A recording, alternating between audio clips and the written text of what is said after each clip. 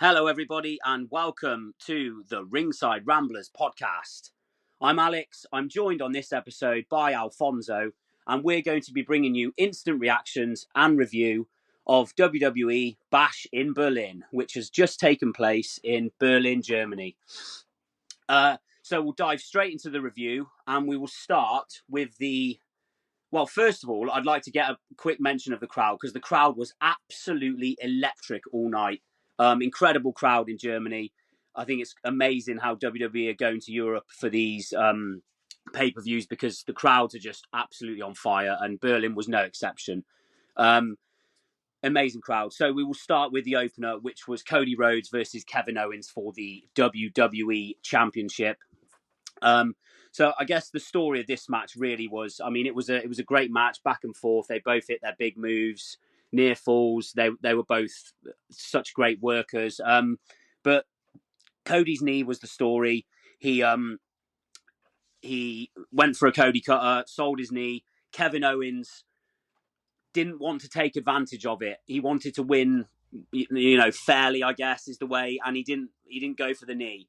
Then he had a chance to set up for the power bomb on the apron, and again he didn't go for it, opting to go for a clean match. And Cody ended up getting the win with a crossroads. Alfonso, what did you make of this match? I thought it was an amazing match. I really like it a lot. I think it was very interesting also to see like Cody Rhodes kicking out of a stunner, of a second stunner, and then you have also Kevin Owens, Cody Rhodes. I'm sorry, going for the trifecta of Crossroads, and before the third one, Kevin Owens managed to kick out of that. So I think it's very interesting because if we think about the AJ Styles match, where he only used one crossroads to defeat AJ Styles, and that was a lot of criticism about that. And now you have Cody Rhodes again using the three finishers to put away Kevin Owens was a great touch, even though it wasn't the three in a row that finished him, but he hit like four crossroads. I think also that the character development of Kevin Owens, you have this edge back, but like it's good because I didn't want him to turn heel tonight. I think Nor you did can I. turn him. I think you can turn him heel like maybe on Monday, or maybe you can turn him heel at Bad Blood. Yeah, I think it was the right thing to do. I think it would have been too early to turn Kevin Owens, and they did have a handshake and a hug at the end of the match.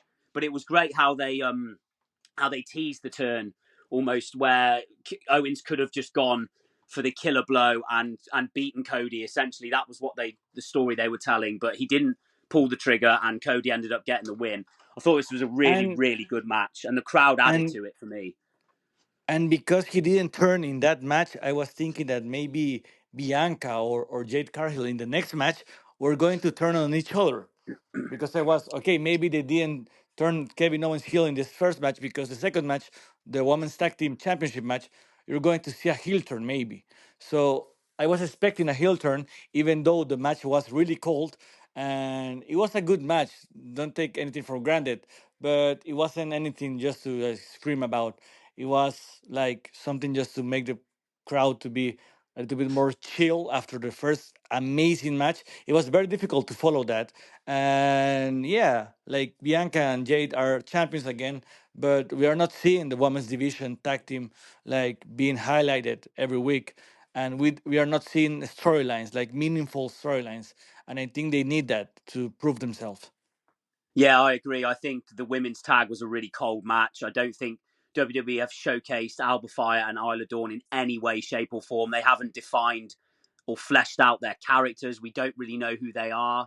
They obviously won the titles in Clash at the Castle because it was their home country, and it's an easy switch back to Bianca and Jade. But again, I think even they're a bit cold at the moment. So I think it does need a heel turn from one of Bianca or Jade. I would like to see Bianca personally. She's been a babyface for years now. But I agree with you. It was a bit of a cool down match. It was a bit of a cold match, and that's nothing really else to say about it. It was fine for what it was, and we have And new women's tag team champions. yeah, and the most amazing thing is if you think about the pace of the show, after that you get Punk against Drew in a match that for me was one of my favorite match of the night. I really enjoyed that. I really enjoyed how many finishers they were hit. that night, because normally you don't see a lot of spam finisher in a CM Punk or a Drew McIntyre match. So for me, it was something different, and I really like it because now finally we can move on from the bracelet for the third match. Yeah, this was great. So, like you said, the third match was the strap match between CM Punk and Drew McIntyre. It was an extremely physical match. They both belted each other with the strap on numerous occasions. Punk went through a table. He got a sharpshooter in on Drew, and Drew was tapping out for his life, which was a cool spot. And like you said, in the end, Punk hit he tapped one corner, hit a GTS, tapped the second, hit a GTS, and he did that until he won the match. He got his bracelet back. So I think it was a really good match. Again, the crowd were into it, really I physical, think, and I think this is leading to it's 1-1 now. This is leading to the blow off match, which will probably be inside Hell in the Cell at Bad Blood. Um, yeah, and Punk really looked great in that match.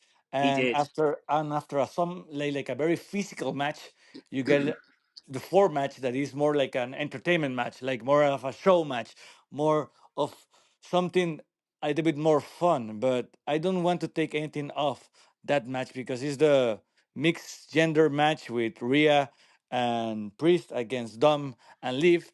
But for real, you have to see that match because Liv Morgan did some moves that I haven't seen her hit before that were amazing. Like she did like a crucifix pin on Rhea Ripley, but it wasn't a crucifix pin. It's like a riptide crucifix pin. I don't know how to say it. Yeah, And it was he, almost like a rolling crucifix slam, which turned yeah, into a and pin. Yeah. that was amazing. And also on the outside, she hit like a like a rolling slam. I don't know how to say it, and that was also great. And I really believe, like, for me, the only thing that was really lacking from that match is that I was really hoping, and think everyone was hoping for Rhea Ripley to really hit like a riptide on Dominic, and we didn't get that. And for me, that was the only bad point of the match. I thought this match was so much fun. The crowd again, they were cool for a couple of bits, but they became unglued for this match when Rhea Ripley finally got her hands on Dom, which was an amazing moment. She hit, I think, a couple of big clotheslines, and then she got him in like a leg choke in the corner, and the But crowd were just going absolutely nuts for it. Um, but Priest looked, I really needed to see the riptide on Dom. You know but you can you that can thing is. wait, you can wait for that. Because they've won the match, but still Dom and Liv, I don't feel like they've got their full comeuppance yet. So maybe that will happen in the next few episodes of Raw, or maybe even at the next pay per view. Maybe it's Liv versus Rhea 1-on-1 for the women's title again at Bad Blood. So But you can yeah, wait for that. but one more time, like the character work of Dominic Mysterio is amazing. Like he's the chicken heel that you need to be for these kind of matches, and he was He is great. He was he is an great. amazing heel. He gets so much heat. He's so good in that role, and it just makes the moments when like Priest was just throwing him around. It just makes them so much better because that's exactly what you want to see. Um, in the end, obviously, Priest and Rhea got the victory. And Um, and again, let's talk about the pace of the pay per view. Like you get that feel good moment with Priest and Rhea winning, and then everything becomes tense because you get yeah, Randy Orton coming out, and he's a legend. Now it's very difficult to boo Randy Orton because of his status as a legend. And we knew that Gunther was going to be a fan favorite, but how hard is to boo somebody like Randy Orton at this time of his career? And really, the people were amazing. The crowd singing the Randy Orton song was amazing. Randy playing along with the crowd for various moments of the match and really having a laugh and smiling was really great to see. And then the match itself, what can you say, Alex? It was great. oh, it was a fantastic match. It was what I would expect from Gunther and Randy Orton. They are not 100-mile-an-hour performers. Their psychology trumps everything else they do in the ring, and they pace the match so well for me. If you are a high flying 100 miles an hour, the kind of matches AEW do, you may not have liked this one, but for me, this was old school psychology.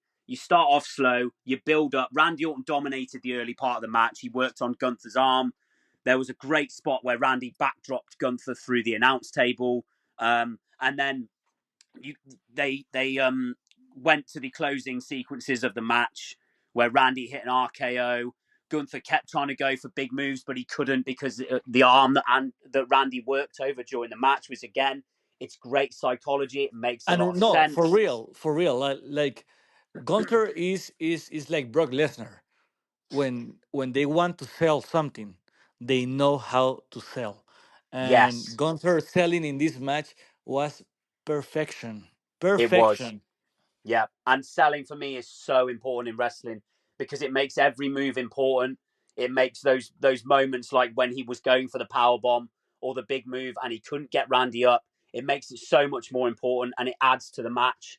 And in the end, Randy succumbed to a sleeper hold from Gunther. He put it on once. Randy escaped, and then Gunther put it back on him again, and Randy Orton passed out. And it was probably a predictable result with Gunther winning For and sure. retaining his championship, but there's nothing wrong with that. No. I think Be- I think it's the right result, isn't it? for me, what is very interesting is that if this was the Vince era, the ending of the King of the Ring, you ignore it and you don't do Oh this yeah, match. they wouldn't even mention it or bring it up in anything. Exactly. Yeah, And I really love how they build a storyline about this.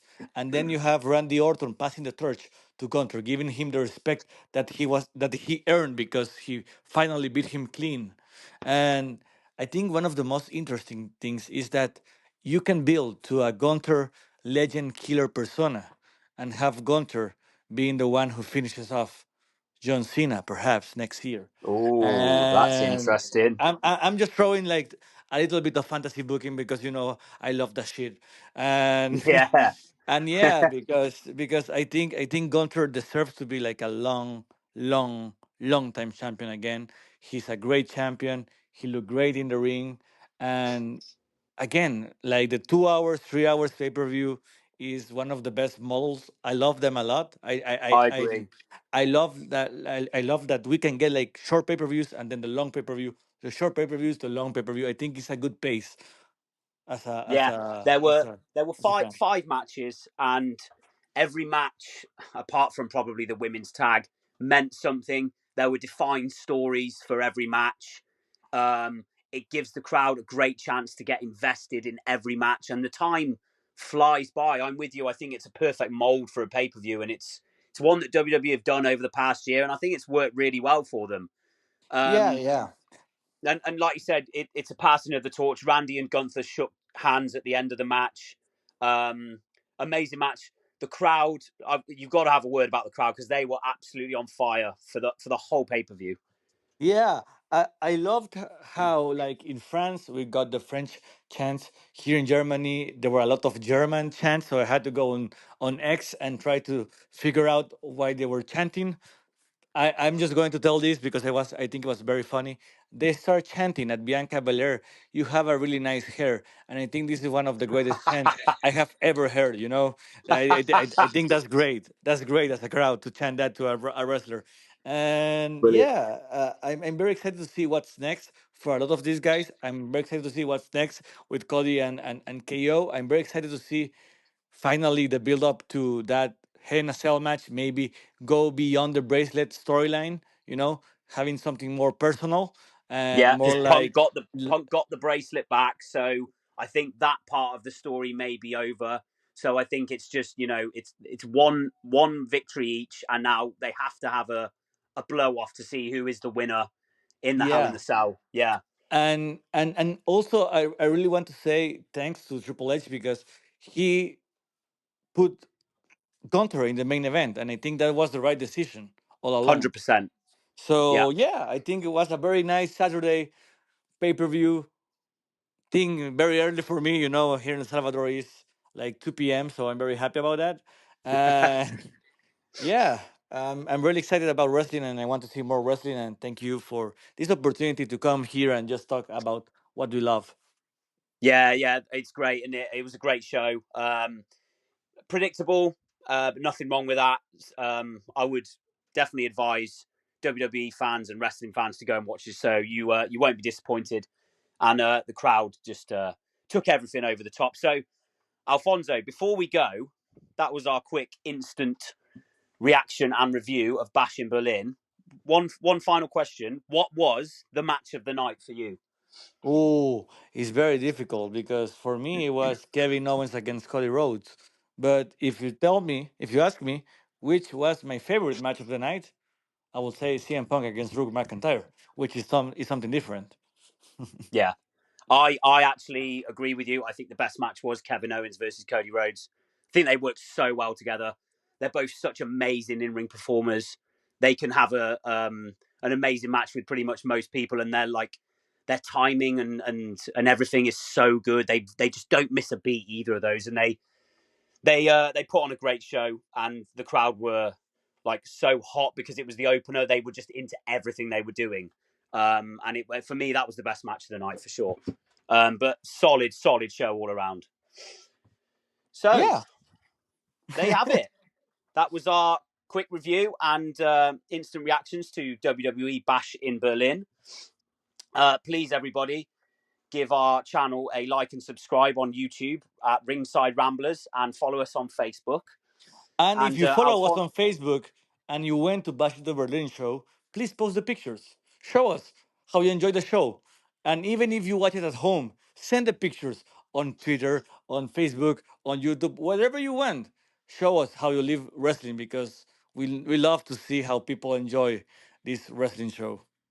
yeah, we're fans, and we love to hear from other fans. So yeah, leave a comment on what you thought of the show. So Alfonso, thank you very much for joining me on this review of Bash in Berlin, and we will see everybody next time for another Ringside Ramblers podcast. Ciao. Ciao.